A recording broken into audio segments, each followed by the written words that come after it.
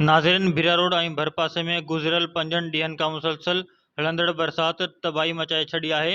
सवें घर ड्रही पट थी विया ऐं माण्हू बेघर थी चुका आहिनि त ॿिए पासे भीरा रोड जे दुकानदारनि प्लास्टिक वारी छापर ग़रीब ऐं मिसकीन माण्हुनि खे पंहिंजी मर्ज़ी जे रेटनि मुताबिक़ ॾियण लॻा आहिनि।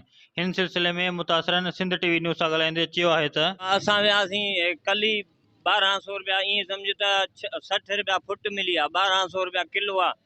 चवंदा तोर त तोरे बि नथो। हिकिड़े अरफान वारे ॿिए जो सतार अलाए छा नालो था वठनि, सुञाणू त कोन। उते माना हिकु त धिका, वरी उते बीह ग़रीब माण्हू हिकिड़ो बरसाति मथां जी ॿोॾि ॿियो हेठां जी ज़ुल्म लॻो पियो आहे। 1200 रुपया 1000 रुपया 1000 रुपया वठी आया हुआ।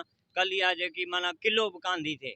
हाणे 1200 रुपया हिन कली जान ज़ुल्म। गरीब माण्हू वञे काॾे, पैसा ॾियूं पोइ बि कलियूं न मिलनि। पोइ हाणे गरीब माण्हू काॾे वञूं।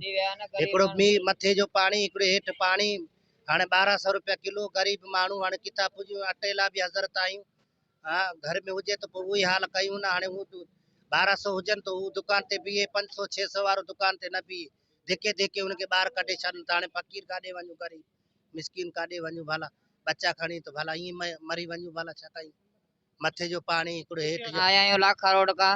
असां कली वठण आया आहियूं। हाणे कली नथी मिले, आया आहियूं 400 500 वठ। गरीब माण्हू आहियूं। हाणे किथां पूरी कयूं। 1200 रुपया किलो लॻो पिया कली। हाणे किथां कली वठूं, कली बि नथी मिले। हाणे असां वियासीं हुन दुकान वटि त दुकान वारो धिका पियो ॾे, चए पियो 1500 1600 खणी अचो त कली मिले। हाणे हिते हुजनि त गरीब वठे माण्हू, हाणे काॾे वञे।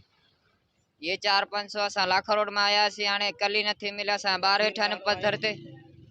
जॾहिं कली मिले त जॾहिं हणूं। गरीब माण्हू झुगी में वेठा आहियूं। नाज़रीन, बरसाति मुतासिरनि जो चवणु हो त भीरा रोड जा नाजाइज़ मुनाफ़ेखोर दुकानदार 250 रुपया किलो वारी छापर 900 खां 1200 रुपया किलो विकिरो करे रहिया आहिनि। हिननि खां को बि पुछण वारो नाहे।